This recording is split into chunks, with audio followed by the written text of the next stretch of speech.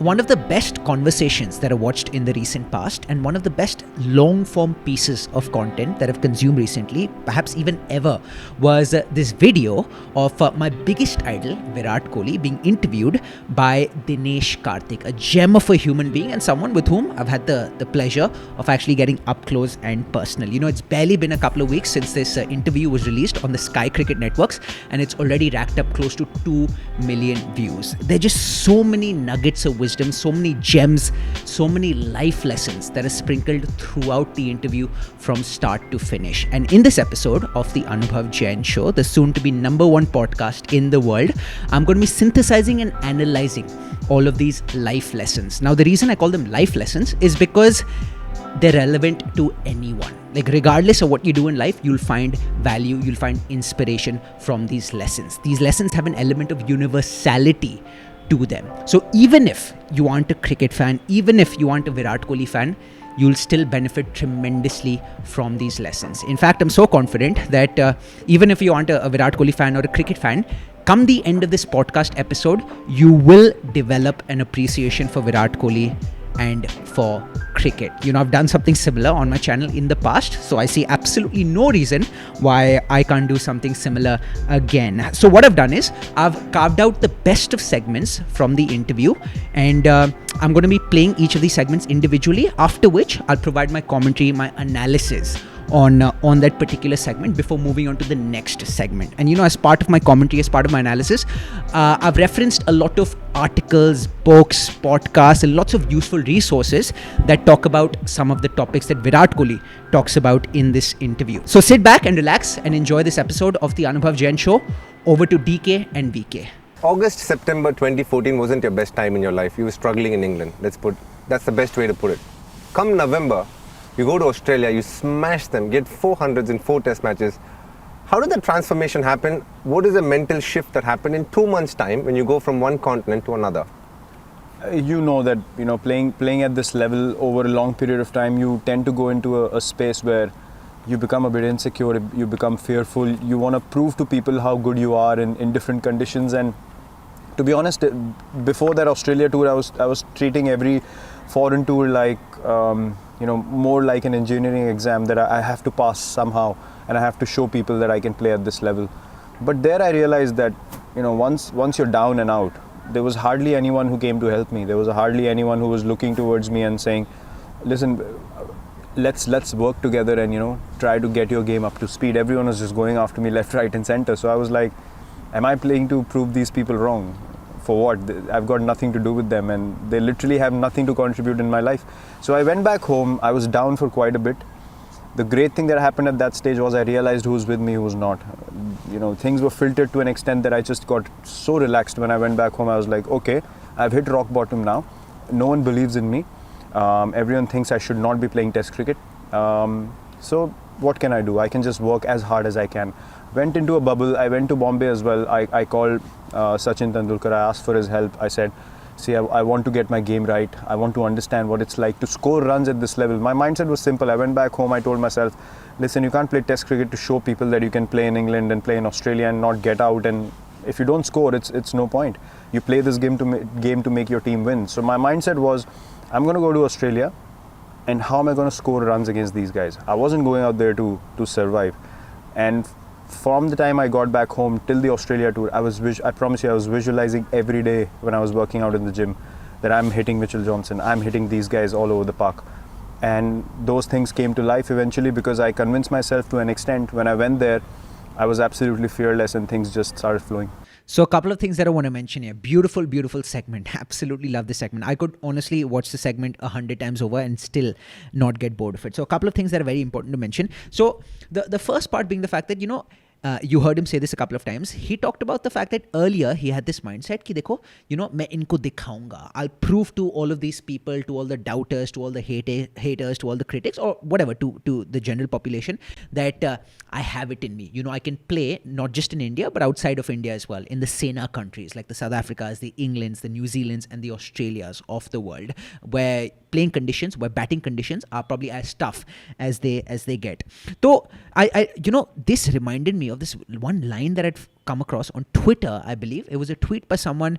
I've heard it a lot more often ever since I first came across it, but it was something along the lines of do not, so whatever, this was in the context of creating creative work. And the person who tweeted this was talking about writing. And the person said that, I instantly became a better writer as soon as I started writing with the objective of trying to express instead of trying to impress. Like earlier, this writer was trying to impress, as a result of which he was writing in a way so as to maximize the plaudits or the retweets or the shares or the likes and the thumbs up that he ends up getting on his writing. But then he just started expressing himself as opposed to trying to impress other people. And as a result of actually expressing himself, his writing came across as a lot more genuine, a lot more authentic and less inauthentic. As a result of which, people were actually impressed. So by not trying to impress people and by simply expressing in the most genuine, organic and authentic manner, that person ended up impressing people. And so that's exactly what Virat Kohli is talking about. Earlier he had this mindset where he was trying to impress people, like prove these people wrong. But then he just started playing, he just started playing for the love of the game, to make his team win, to go out there, do his best, score runs. That's what he does. And that's what makes your team win at the end of the day. So he started expressing himself on the field, and that, did the trick for him. The second thing, he talks about how he didn't quite find himself in the best of form in England. I think his high score in that series was like 42 or something out of 8 innings. He amassed a total of like 100 runs, 150 runs over the course of 4 test matches. So he had a horrid series in England in 2014. And that's when a lot of people doubted him. Ki, dekho, Virat has a lot of talent at the ODI level, but he's probably not cut out for test cricket. Test cricket is one format that actually separates the men from the boys, the amateurs from the pros, the women from the girls. And Virat Kohli is probably not cut out for test cricket. He's okay at the T20 level. He's okay at the one-day cricket. Let him just stick to those.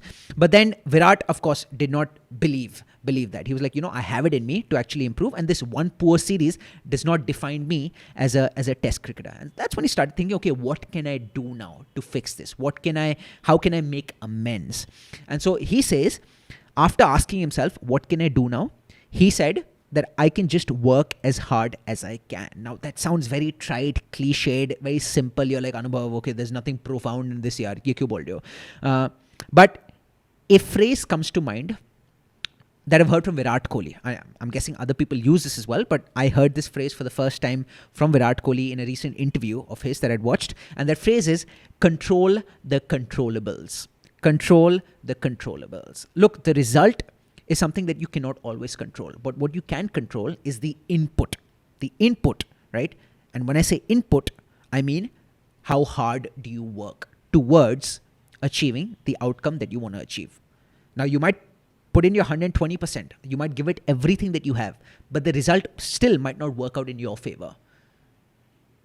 Because the result is something that you can't quite control, or you don't quite have like 100% control over the result. But the input, how hard you work, is something you can control. So control the controllables. That's the mantra. That's the philosophy that Virat Kohli followed back in 2014 to actually get himself out of the rut that he found himself in. And that's the philosophy that he continues to follow. And that's the philosophy that's actually trickling down to the rest of the players as well, to the youngsters who are coming up in the Indian team because of the example, because of the culture and the precedent set by Virat Kohli, as well as his accomplice, his partner in crime, Ravi Shastri. There's a book by Amy Morin that I came across recently. I haven't read the entire book. I've read bits and pieces of it. It's called 13 Things Mentally Strong People Do Not Do. In that book, there's a chapter, which is chapter 4. It's called They Don't Focus on Things That They Can't Control. There were 2 instances in my life that happened with you there. And I realized I'm talking to the greatest cricketer ever. And in my books, one of the greatest sportsmen ever by far. That I have met, I think you're the greatest. I don't want to put you on a pedestal, but I want to say this. One, when you were going through what you went through in 2014, I sent you a message saying, don't worry Virat, a lot of players have gone through. You will get over. And you sent me, just wait and watch in a couple of months' time. And I think, jeez, what a cocky guy. He's struggling, he can't put bat to ball, and he's saying, wait in 2 months' time. You go to Australia, you show what it is. It's not like you wanted to show it to me, but I reached out to you, but the answer I got was, don't worry, just wait and watch. So are you born with this confidence, or do you earned this confidence along the journey? That's who I am. To be very honest, that's who I've always been. The background of my journey is not many people know about the background of my journey. I've been speaking to and consulting with the same coach since I was 8 years old, since I stepped foot into my cricket academy, which I learnt everything from. My coach Rajkumar Sharma, I still speak to him now, and I was speaking to him a couple of days back. And your perspective in life changes every now and then. As I said, with fame, with money, and with success, there are too many people who become close to you, and you tend to sort of forget from the core of your heart who you really are. But this is the guy I've always been. And the beautiful thing about my journey from a young age group has been that I was part of an academy where no one was talking about that academy or that club. So for me, the only way up was, if someone's getting 100, I have to get 200. Otherwise, no one's going to notice me. And I had that fire inside me all the time. And that's exactly what I did to come up the ranks. I scored so many runs that people could not ignore me, because that was my only driving force. And that actually came from the example that my father set for me. There was a time in my life where there was an opportunity. I was selected for under 14 Delhi team, and then I was dropped at 1 a.m. because of some complications. And what happens in state levels. Someone was preferred over me because of some compensations that were done and stuff like that. So the same was offered to my father as well, that if you can, maybe he can get into the team after 2 games. So my father straight away said, I'm not going to pay a single penny to make him play. If he can play on his talent, so be it. If not, it's not meant to be for him. So that stuck with me for life. And I've always relied on myself and what I can do as an individual first. And then I'll take help along the way. And people who have been willing and open to help me and understand who I really am have been the ones that have been closest to me. So this natural, when my back is against the wall, there's only one way for me, and that's forward. And I will do everything in my power to fight my way up again. Again, brilliant segment. I can call every single segment a brilliant segment, because every single segment is a brilliant segment. So a couple of things that I want to talk about in this segment as well. I absolutely loved the way he said, that's who I am. That's who I am. That was his response. Like the first sentence that he uttered after DK finished his question. That's who I am. That's who I've always been. So it's very clear that Virat Kohli is someone who's always stayed true to himself, and the way you can do that is actually by understanding yourself. Like if you don't quite understand who yourself is, right? Like how exactly will you actually be true to yourself? How exactly will you stay true to yourself? So I'm 100% sure that Virat Kohli has probably spent a lot of time in solitude, reflecting, assessing, which has helped him gain like an enhanced level of self-awareness. And now that he is actually very self-aware, or he always has been from the get-go, that allows him to actually be true to himself, because he understands what himself is, what his true self is.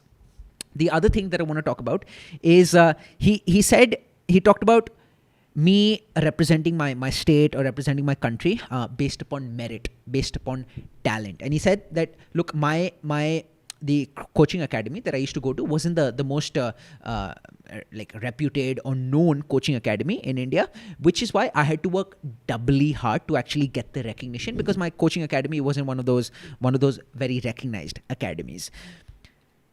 And that reminded me of this one book by Cal Newport. It's called So Good That They Can't Ignore You. So Good That They Can't Ignore You, a book by Cal Newport. And Virat Kohli pretty much summed up what Cal Newport talks about as well in that book. Cal Newport says, okay, you pick a certain skill, right? And then you just go hard at that skill. You devote all your energy, your time to becoming better at that skill. And there will come a stage, it won't happen now, it'll happen maybe 5 years, 7 years, 10 years, 15 years down the line. But once you've actually spent those 10 or 15 years, right, doing sustained practice consistently, you'll reap the benefits of the compounding effect of those cumulative efforts that you're making on a daily basis. And the compounding effect, or the result, or the cumulative result of those efforts carried out every single day over a sustained period of time, will be that you'll become so good one day that they won't be able to ignore you. The other thing that I want to talk about is the victim mentality. This honestly has been one of the best changes that I've actually made to my mindset in my life.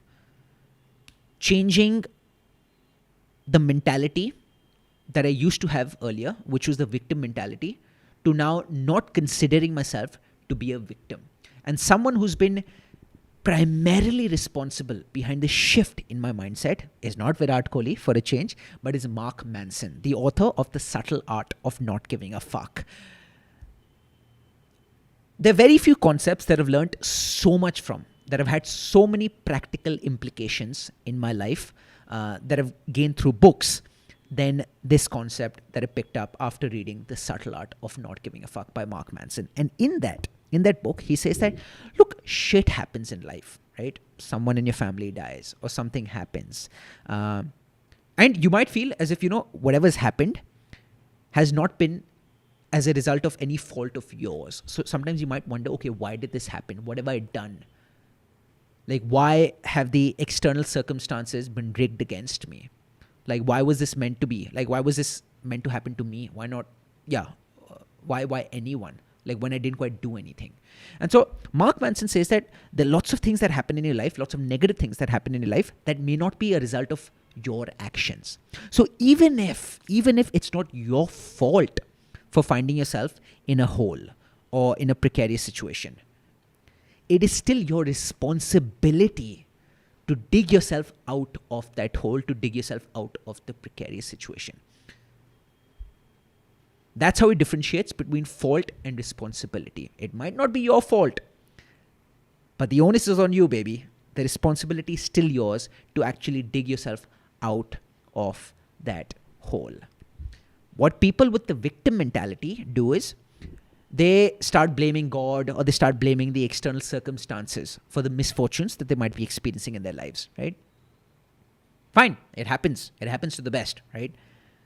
But then they wait for God, or they wait for the external circumstances to bring back fortune into their lives, just the way those external circumstances brought misfortune into their lives. So instead of actually taking action themselves and doing something about the hole that they find themselves in, they're like, you know what? The external circumstances screwed me over. Let me just wait for the external circumstances to actually improve my life. And that's the worst thing that you can do. And that's the victim mentality that you want to avoid at all costs. And that's the victim mentality that Virat Kohli avoided as well, even when he felt that, there was foul play that was happening at the state level, the Ranji level, when he was playing for Delhi. He still felt that, look, I'll still do whatever it takes, control the controllables, and then I'll continue shining, and I'll become so good that they will not be able to ignore me. That even those the foul play that's happening will not prevent me from playing for Delhi, for being picked, and eventually going on to play for India as well. Yeah. This is an emotional question. I know your dad meant a lot to you. I know he passed away in 2006. But the next day after that happened, you went to a domestic cricket match and played. What would make a Virat Kohli do that? What was he thinking?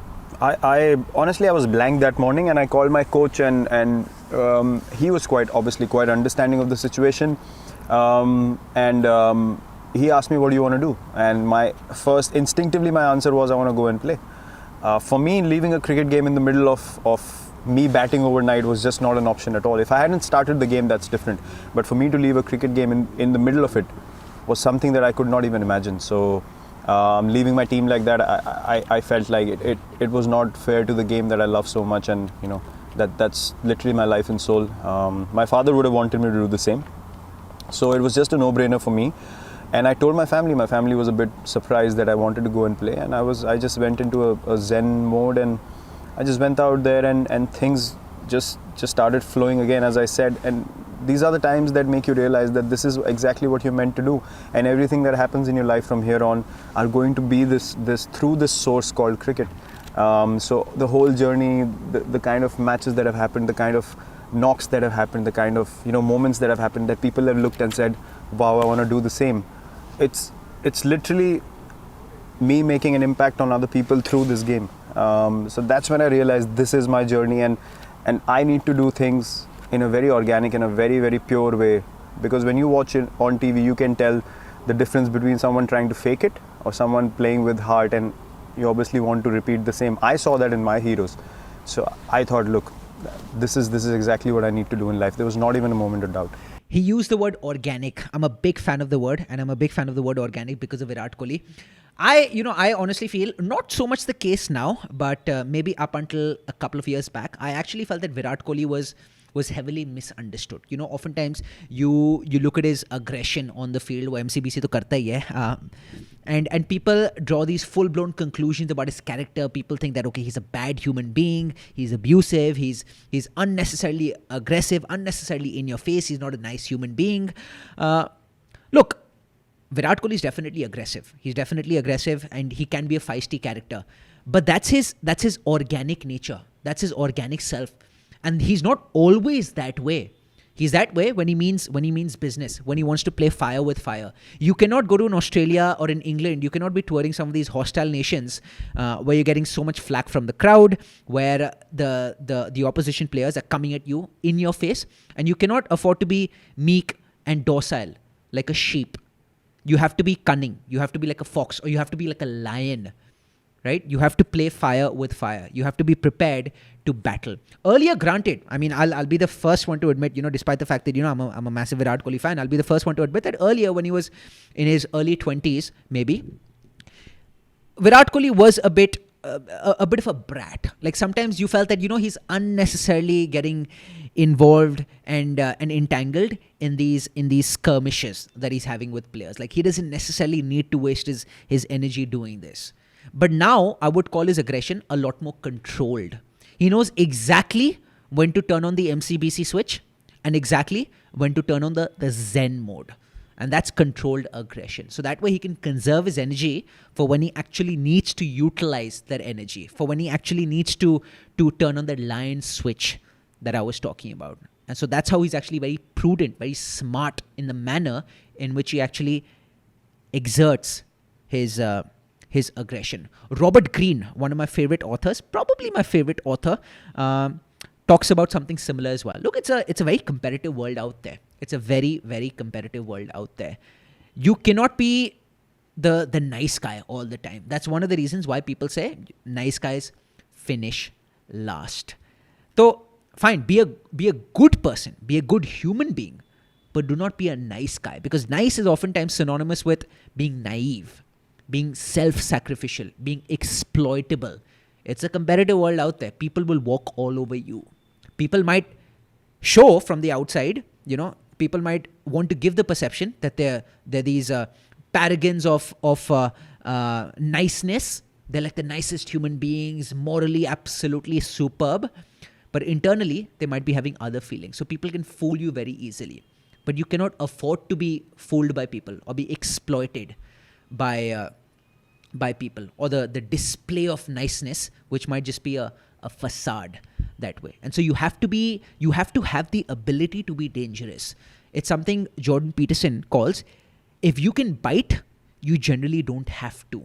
Which means that, if you have it in you to be dangerous, to be able to bite, and people know the fact that, I can't take Anubhav, or I can't take this person lightly because he or she has it in him or her to be dangerous, to bite, people won't really mess with you. People won't really F with you. And so you generally don't have to bite, as long as, you can showcase that you have the ability to bite.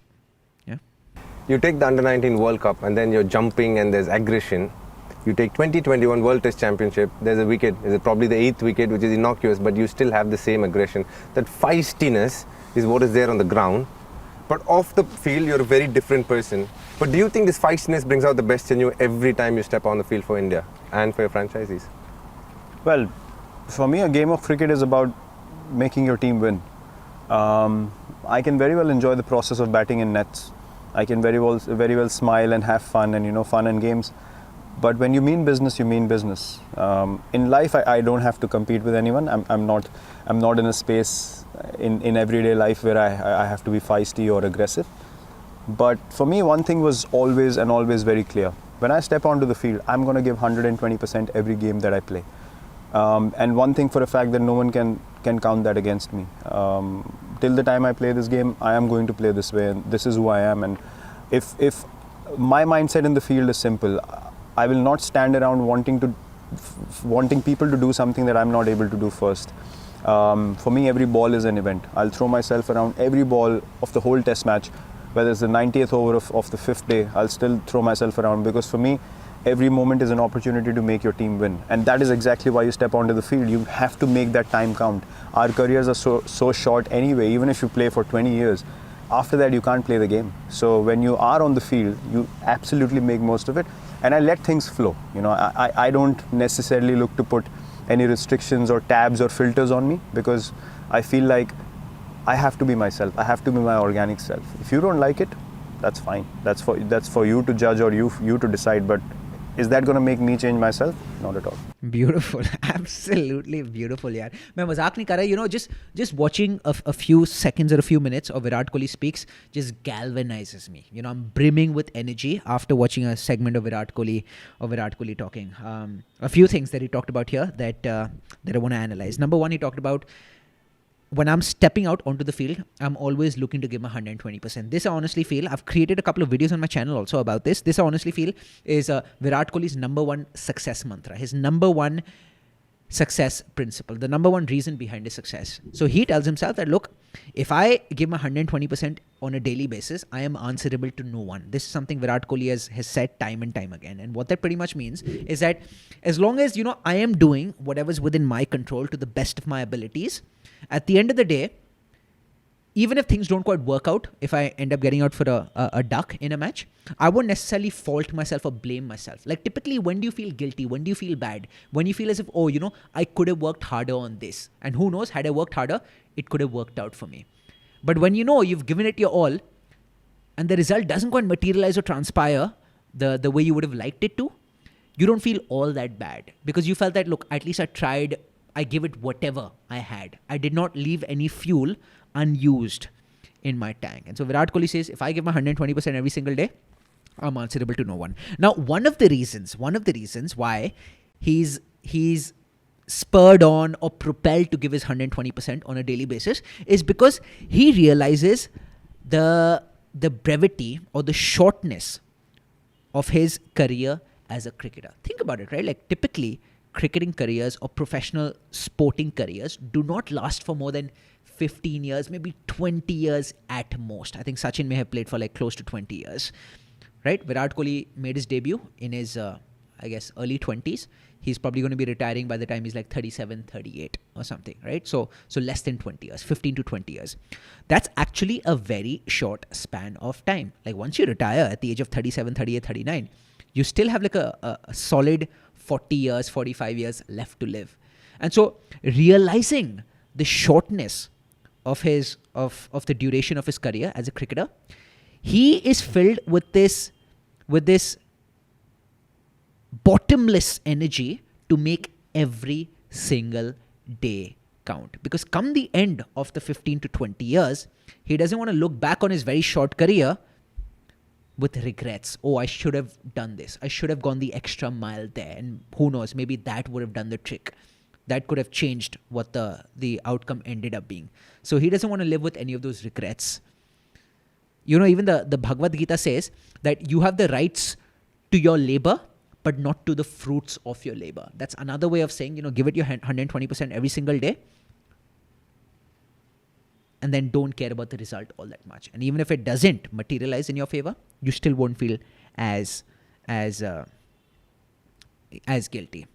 He also, I'll briefly talk about this one sentence that he said. He said, I will not expect my teammates to do something that I cannot do. Dekho, if Virat Kohli, now in the Indian team, we have this culture of fitness. We have a culture of fitness.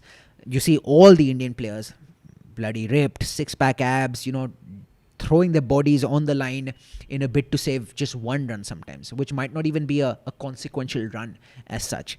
And that's a stark contrast to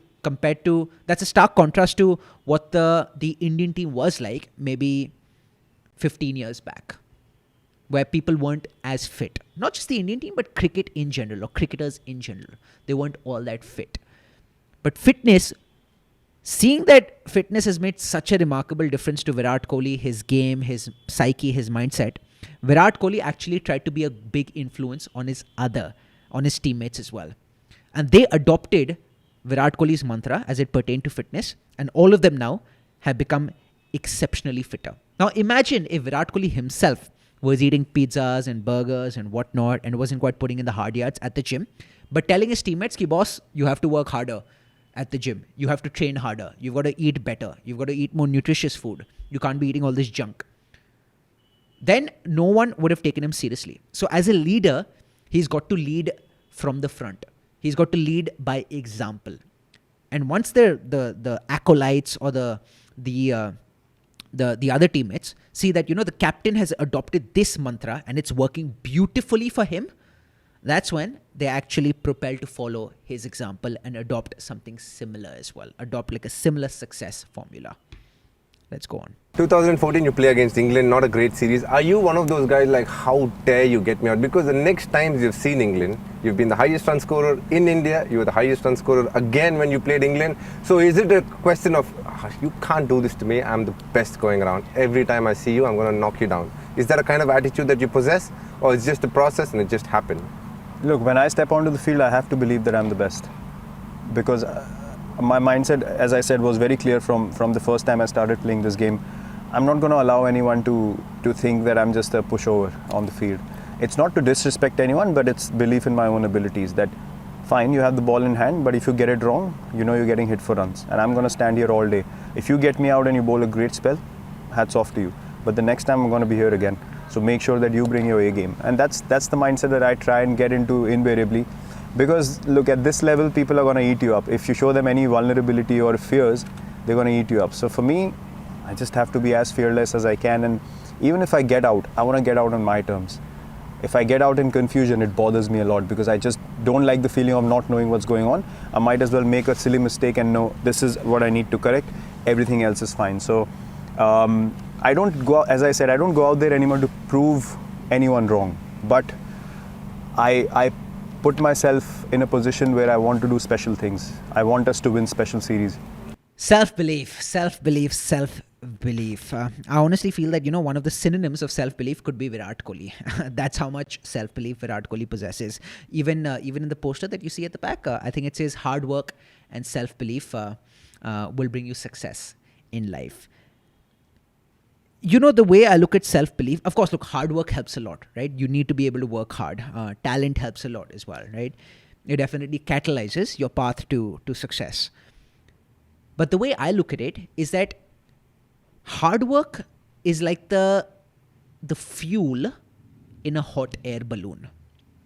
But the fuel alone will not be able to propel the hot air balloon skywards. Along with the fuel, you need a spark to light up that fuel or to light up the propane. Self-belief is the spark that lights up that fuel being hard work. And so together, like hard work as well as self-belief, coupled with that hard work, makes for a very lethal elixir, a very lethal potion, a very lethal concoction. You could have all the hard work, you could do all the hard work in the world, but if you don't quite have self-belief, then your efforts won't quite materialize into massive things, or into things as massive as they could if your hard work is also coupled with self-belief. And so Virat Kohli has oodles of self-belief that back the hard work or the 120% that he gives every single day, and together they make for a bloody lethal combination. A chubby Virat Kohli to a chiseled Virat Kohli, who is the epitome of what sport is all about today. When did that light bulb moment happen? It happened in 2012, played the IPL in 2012, and the lead up to that was interesting because I had scored my first Test 100 in Australia in 2012, followed by that game against Sri Lanka in Hobart, where we chased that total down within 40 overs. That came out of nowhere, honestly. I did not believe that I could do something like that at the international stage. It happened, gave me so much belief from there, and then Asia Cup came and I got 183 against Pakistan. On a Sunday, everyone was watching, so things really just turned in about 6 months for me. But I forgot the basics of the game. I started, becoming more desperate, and I thought, went too far ahead of myself. I thought, this IPL, I'm going to dominate everyone.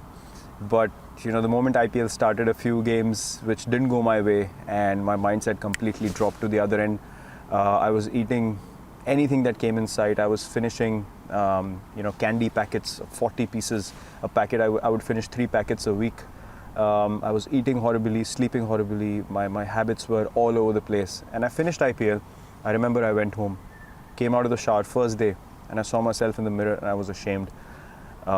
It was literally, I saw myself and I thought I'm looking at another human being, and I told myself, look, if you want to play cricket at the highest level, this is not the way that you can manage. And from next day onwards, I changed everything about my diet, the way I trained, everything. And from then on, it was just an obsession. Now, a couple of things about fitness. So, fitness is something called a keystone habit. I've talked about the concept of a keystone habit in a few of my previous videos, but I'm going to reiterate this concept. I hammer this concept into your psyche. If you haven't read the book, The Power of Habit by Charles Duhigg as yet, definitely read that book because this is where I first came across this concept. So basically, look, a keystone habit is any habit that actually leads to the formation or the development of other habits. So it's a primary habit that leads to the development of good secondary habits. And fitness is a prime example of a keystone habit. तो क्या होता है when you become a lot fitter? When you become a lot fitter, you'll automatically start feeling much better about yourself. You'll feel a lot more confident about yourself. You'll automatically find a lot of success in social situations because your confidence in those situations is actually shining through. Your self-esteem, your self-worth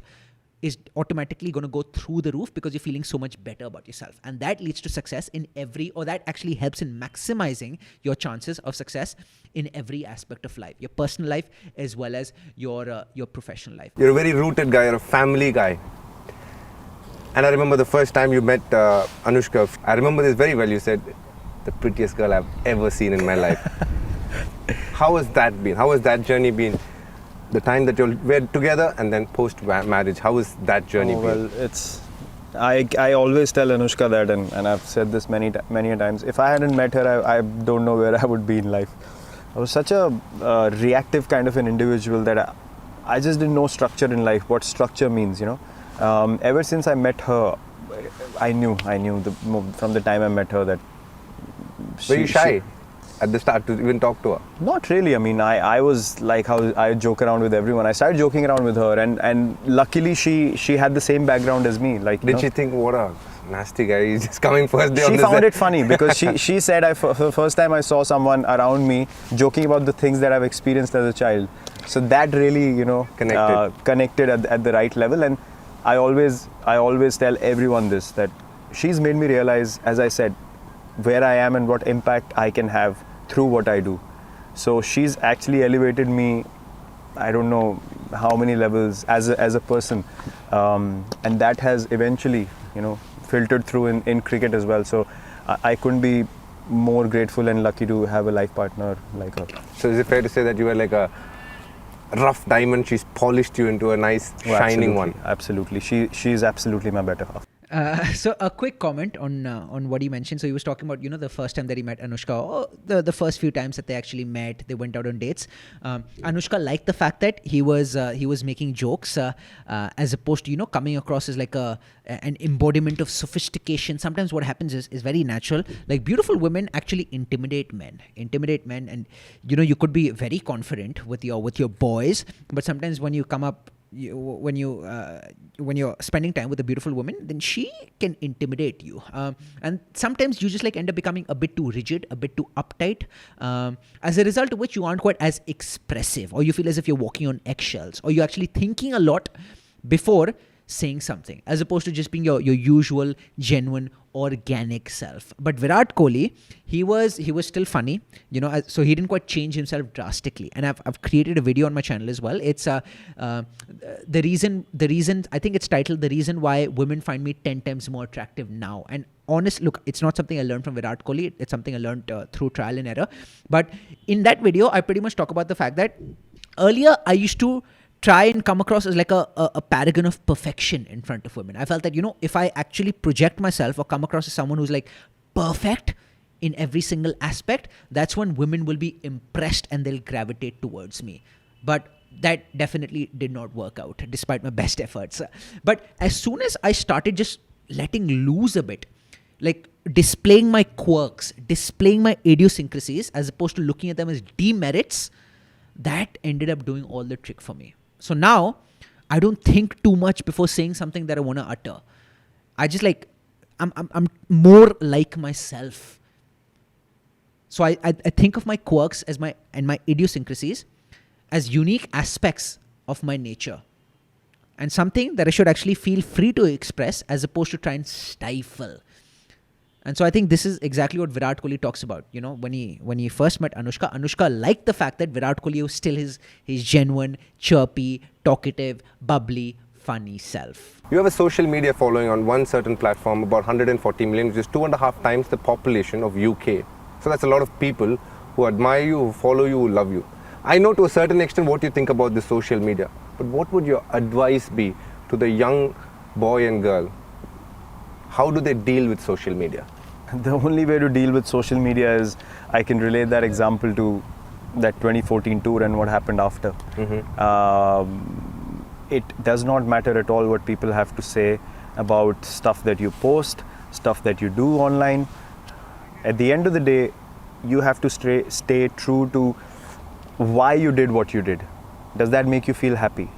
Is that happening with pure involvement? Is that coming from an organic source?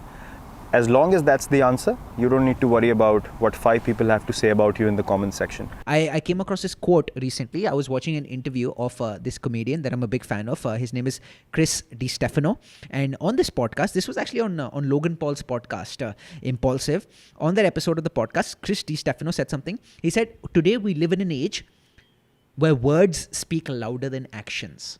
And I absolutely bloody loved that quote. Sometimes, you know, a few simple words can be taken so brutally and horribly out of context, which leads to the people taking them out of context to come up with these full-blown conclusions about someone's character. And I actually feel you have to make more of an effort to try and understand what the intention of the other person is. Like, you have to understand the intent. Like, of course, like, comedians will say certain things that on paper, if you take those words literally, they will ruffle the feathers of the group that might be targeted. But at the end of the day, they're comedians. Like, try and understand what the intention is. They don't have malicious intent. The intentions are not malevolent. So I think you have to analyze beyond just the words that you see on paper or the words that you hear. You have to try and understand what the intention of the other person is. And I think this is what Virat Kohli is talking about as well. Like, think about, okay, when you posted something or when you wrote something, like, why did you do that? Did that actually come from a pure organic place? As opposed to you trying to provoke or purposely trying to instigate or stir up controversy unnecessarily. Utilize social media for the right reasons. Don't let it control you. Have control over it to an extent where you know exactly what you need to do with it. And me and Anushka both follow the same thing. She says the same thing. Don't let social media control you. You be in control of how much you want to look at it, what you want to do with it. If you've posted stuff, you don't need to bother about whether 1,000 people abuse you online, whatever they have to say about you. That's just noise for me. Virat Kohli doesn't talk about this explicitly in this interview, but in the past he has said that, when he scores 100, when he's doing well for India, when he's contributing to Team India's success, that's when people are showering him with praise. He's inundated with the praise that he's receiving from like the 1.4 billion people. But the next day after having scored 100, he might end up scoring a 0 for India. India might end up losing. That's it. The same people who were showering praise upon him now start abusing him. They've completely changed their stance overnight. And that's when Virat realized that, look, these anonymous people on social media that he was paying a lot of heed to earlier are very fickle. They're very capricious. Like, depending upon, which side of the bed they wake up from, they can completely change their view about a certain human being, about Virat Kohli. And so Virat just felt that, look, regardless of whether I'm doing well or performing poorly, regardless of whether I score a century or get out for a duck, I am not going to pay heed to these anonymous people on social media who are simply out there to provoke or to get a reaction out of me. And the Virat was like, ये बंदा जो मुझे बहुत press कर रहा था century मारने के लिए, अब मुझे गालियाँ दे रहा है. So what Virat started doing was, after he started observing this trend, he was like, अब इसको दिखाऊंगा, अब इस बंदे को मैं दिखाऊंगा next match में. And then he realized, am I actually playing the game just to prove to this anonymous person that I haven't met, that I don't know, that could be like a robot on the social media platform? Am I playing the game to prove to him or her or it that, look, you were wrong about the last comment that you made? And he's like, this is absolutely insane. What are you doing, Virat? You're digging your own hole. This way, you'll become the author of your own misfortune.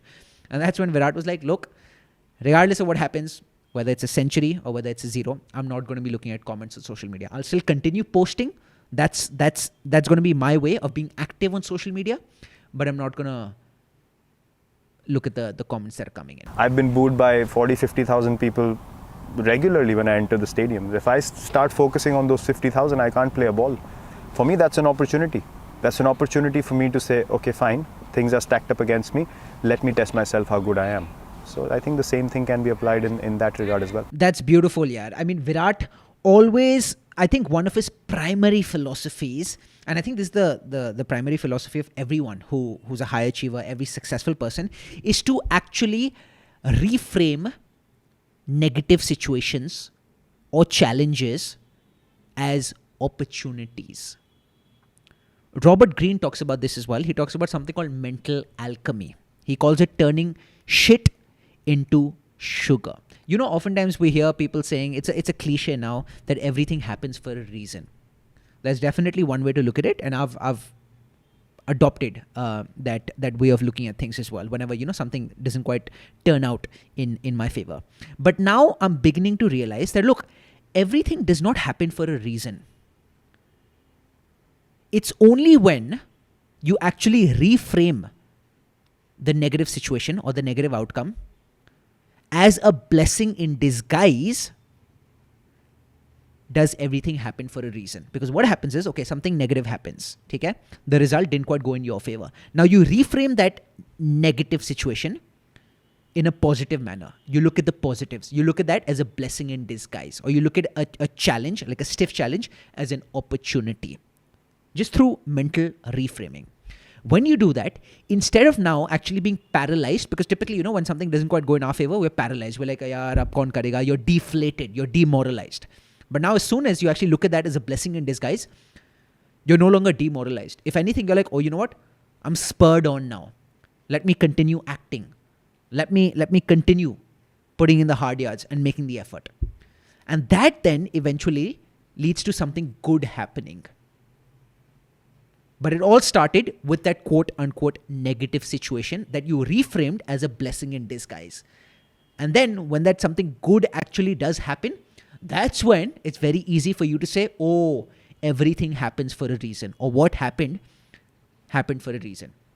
But that doesn't mean, okay, something happens and you're just like sitting on your ass and not doing anything about it. So something happens, you're disappointed for a moment, you reframe that as a blessing in disguise.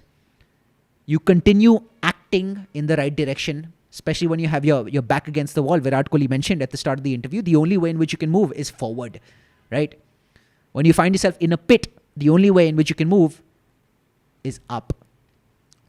You make those actions, then eventually you will end up getting the rub of the green. Something positive will happen. And then you look back on the negative outcome and then say, oh, everything happened for a reason. And this is what Robert Greene, it's a skill. It's one of the most difficult skills because sometimes things actually like suck. The odds are stacked against you.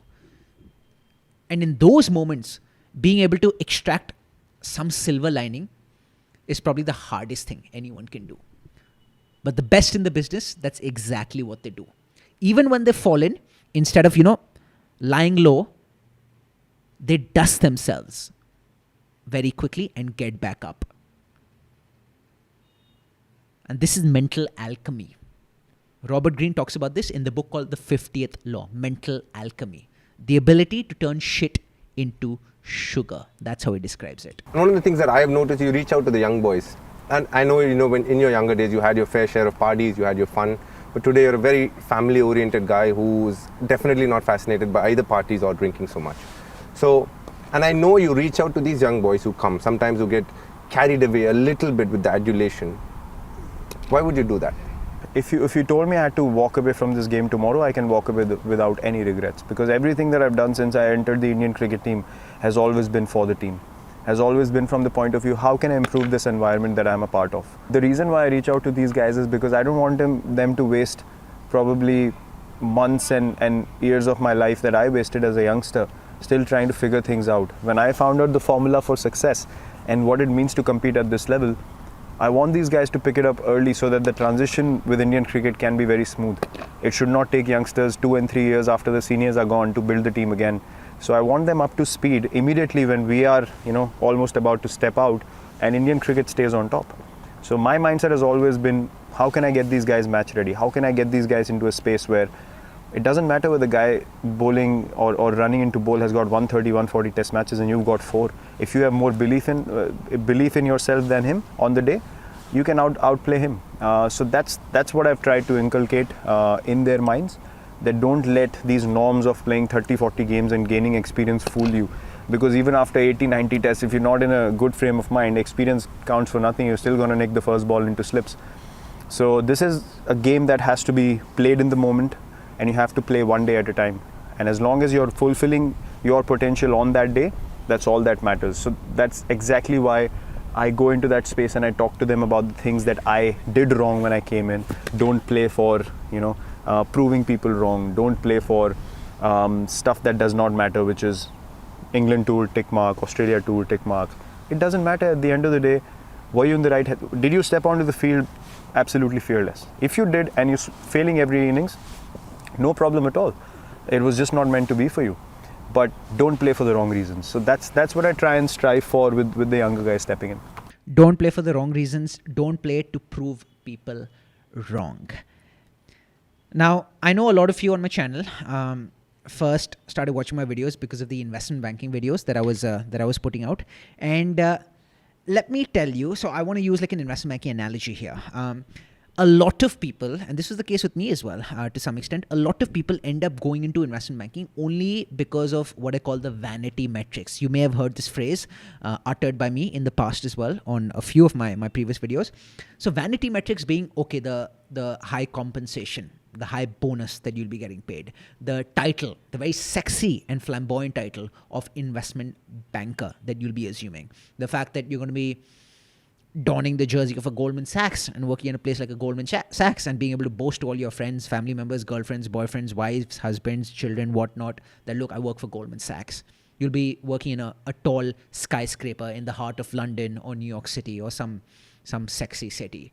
So oftentimes people get carried away because of these vanity metrics, forgetting to ask themselves, okay, is this something that's actually cut out for me? Like, is this profession that I'm actually getting into in my wheelhouse? Does it actually align with my set of skills, strengths, and interests? And people oftentimes forget about that. And granted, look, the vanity metrics can be factors, but they never should be primary factors. They should be secondary factors. They should maybe make up like 10% or 5% of your decision, as opposed to making up a lion's share of your decision. That's one of the reasons why in my ebook as well, The Art of Breaking into Investment Banking, the first chapter is called, the first chapter of the book is titled, Are You Sure You Want to Get into Investment Banking? And I think I start the chapter off by saying it's a tad anticlimactic to start off a book about breaking into investment banking by asking or by posing the question, are you sure you want to break into investment banking? But I want to be honest about the reality. And so whenever you're actually getting into something, investing your time, effort, energy, trying to break into something, be it investment banking or whatever, ask yourself, okay, what are the reasons as to why I'm doing this? Are these the right reasons? Or is it just because I'll be able to show off to my friends, family members? So are you doing this for the status, or are you actually doing it for the genuine, pure reasons? A hypothetical question. Virat Kohli at 50, when he turns back and looks around, Virat Kohli the captain, what's the legacy that you would have wanted to achieve as a captain?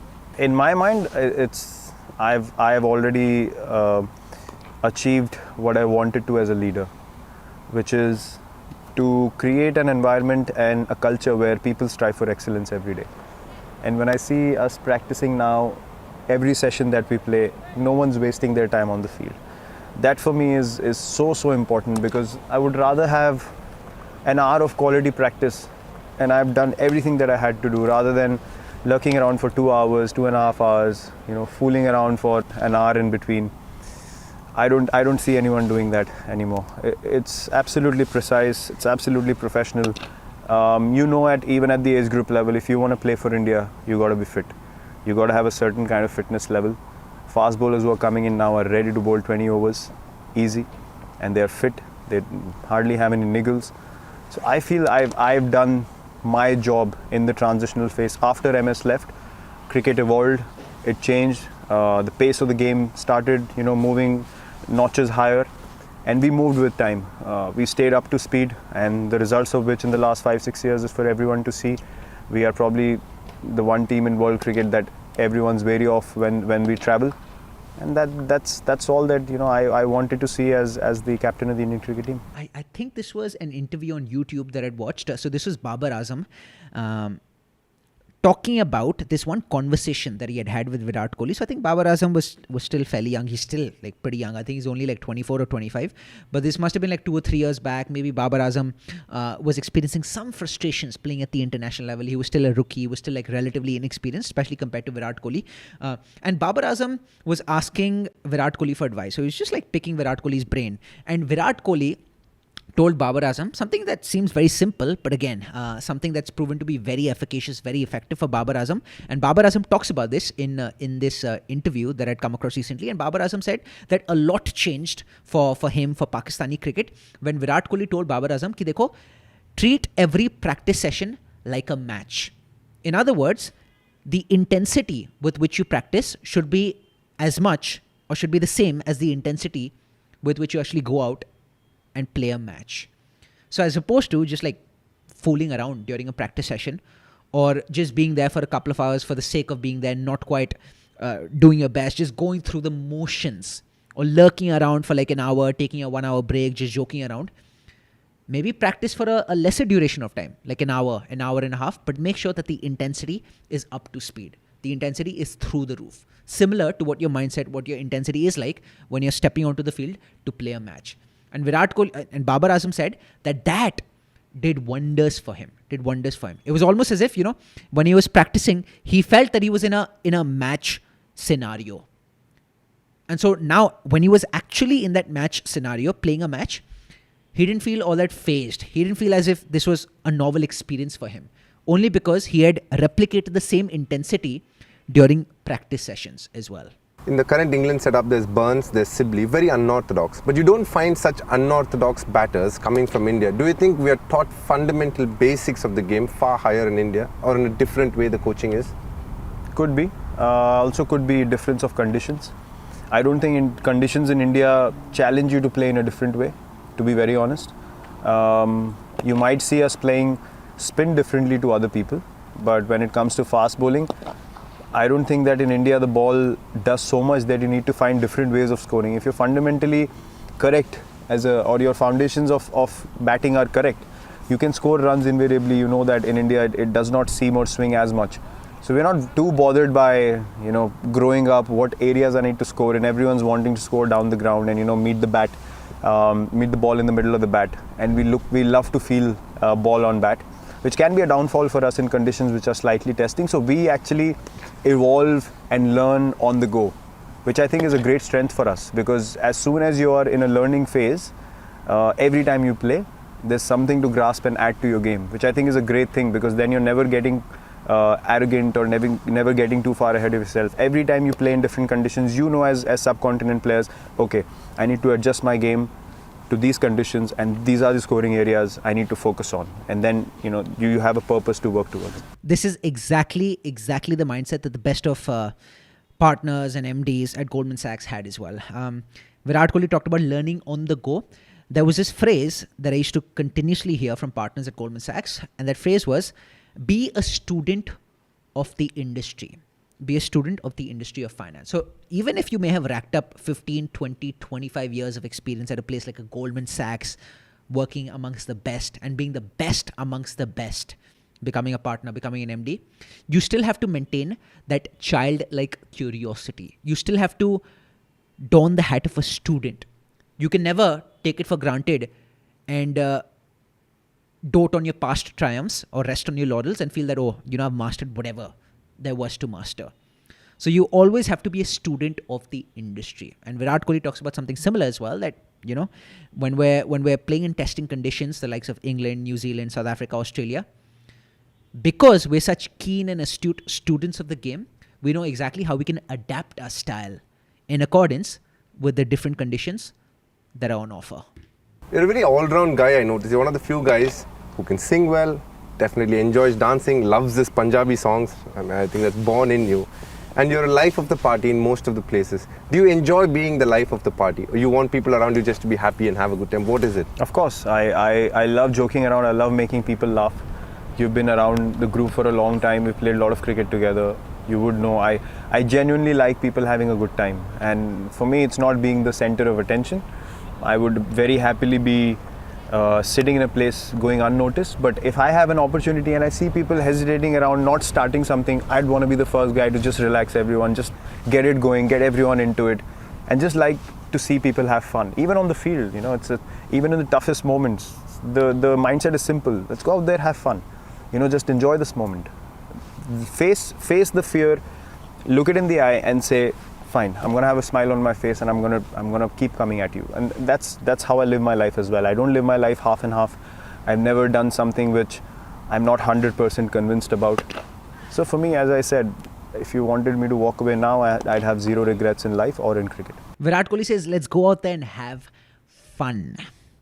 So I created this video on my channel. I think it's titled The Expression That's Made Me a Lot More Confident, that's made me a better communicator, that's made me funnier.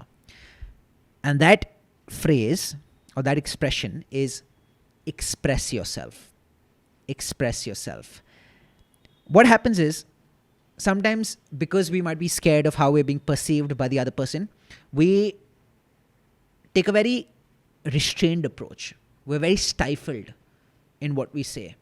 But sometimes when you just go out there with the attitude that, look, I'm going out there to have fun, just to express myself, then you automatically enjoy, number one, enjoy the situation a lot more. Number two, you're a much better and a much more effective communicator, a much more engaging speaker as well.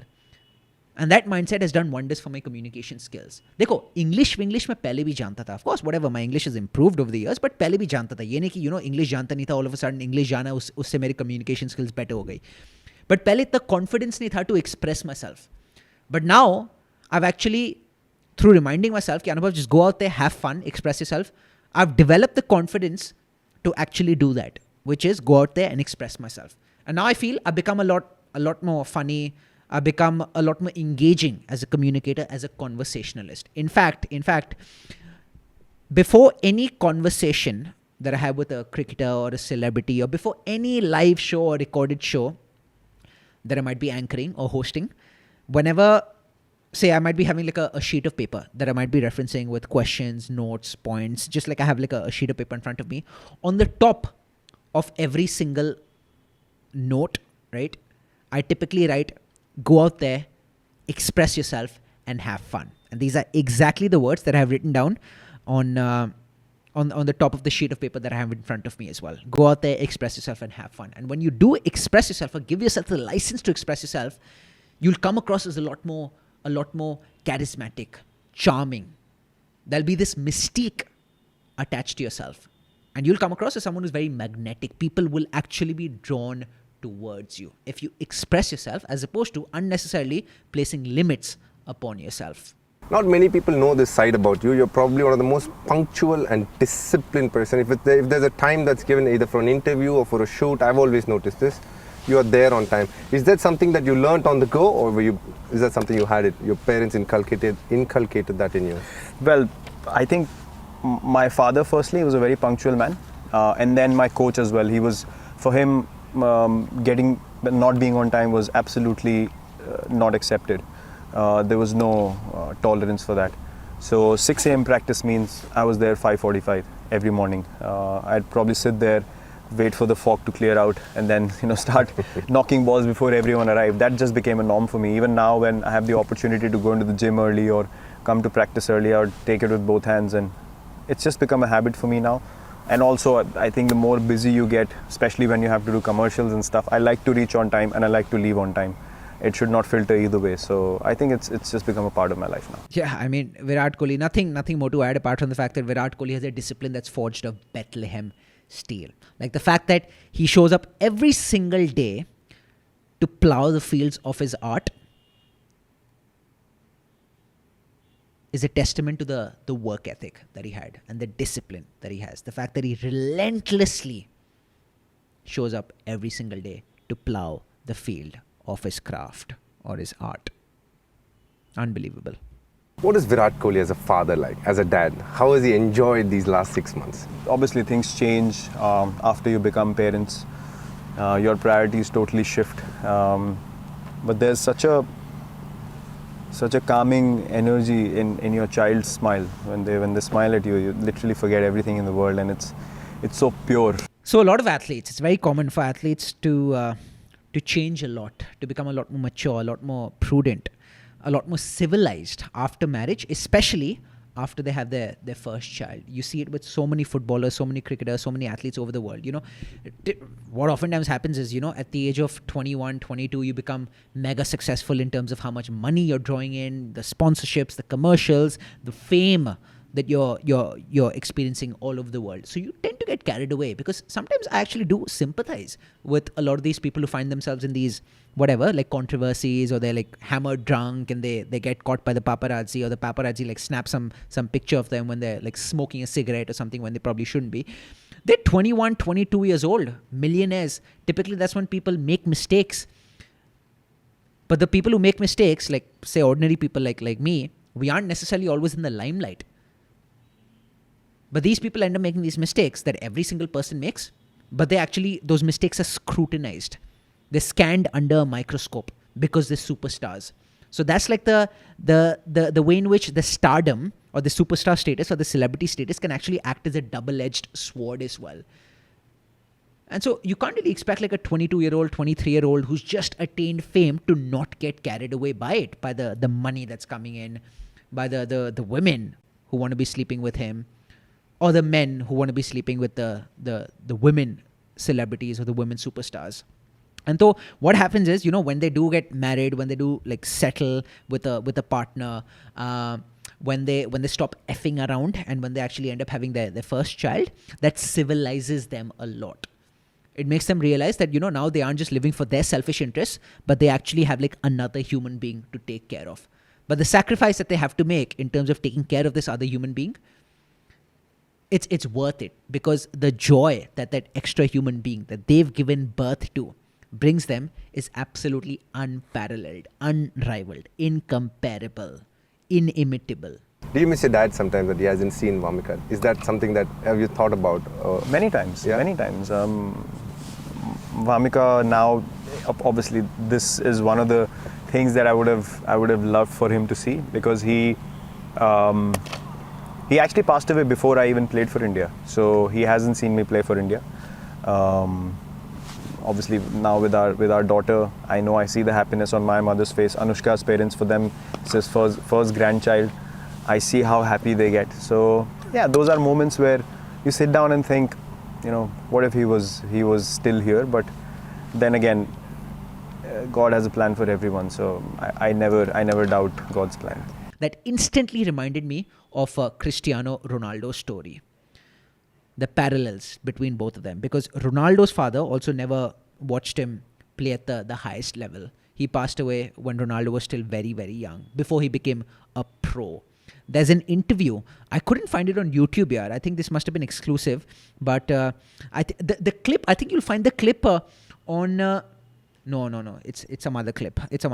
But Piers Morgan had conducted an interview with Cristiano Ronaldo. One of the best interviews that I've actually watched. I don't know where I actually watched it, because I can't find it on YouTube now. Maybe it was public earlier, but it's not public anymore. Cristiano Ronaldo really opened up to Piers Morgan. And in that interview, I think Piers Morgan asked Ronaldo about how he feels about the fact that his father's never watched him play at the highest level, win all the accolades and awards and honors that Ronaldo's like racked up over the course of his career. And Ronaldo broke down. He broke down like a baby. Like he had tears flowing, like tears pouring down, because he actually feels sad about the fact that his father never saw any of his achievements. Virat has to give an immediate snapshot of his journey of cricket. Just give me a few things. What you would immediately remember?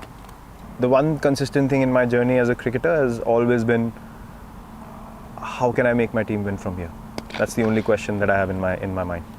How can I make my team win? How can I make my team win? That's Virat Kohli now sounds like a broken record because of how many times he said this, but he says this so many times only because he really wants to hammer this mindset, this thinking, this philosophy into the rest of the members of the Indian team. That look, you should not be playing for your personal milestones, your personal records. Those are selfish interests. You have to place the team above all else.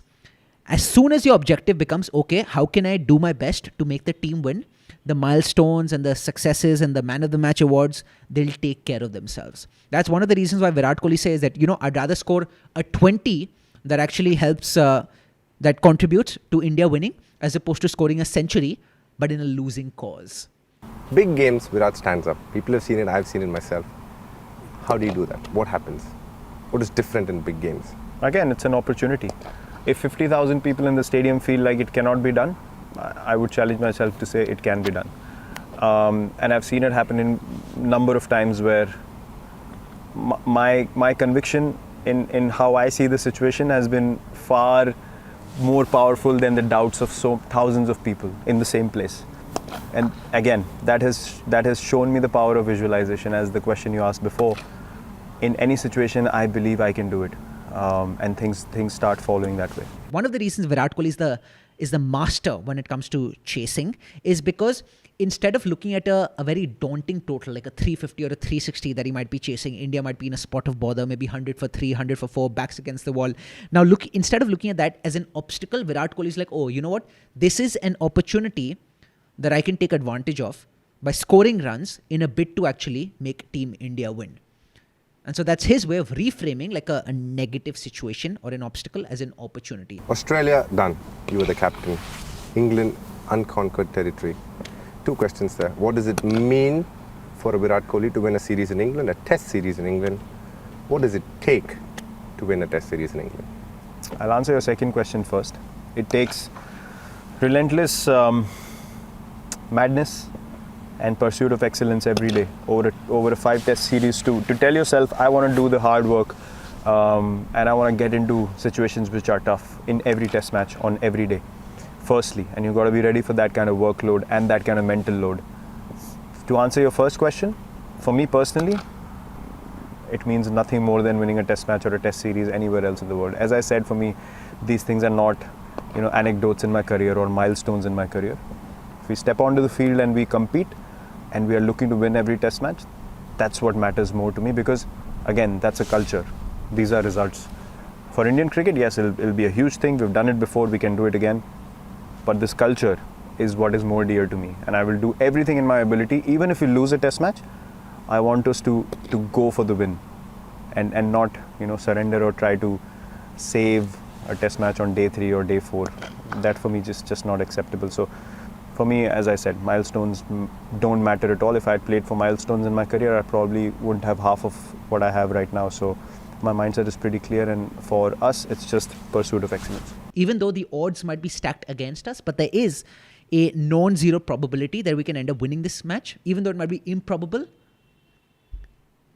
we'll still go for the win. Even if that means we end up losing in the process. In finance, they say no risk, no reward. Or the higher the risk, conversely seen, the higher the risk, the higher the reward. And Virat Kohli definitely swears by that mantra, and the rest of the Indian team also swear by that mantra. Playing with that intrepid or that fearless attitude will more often than not help in achieving victory.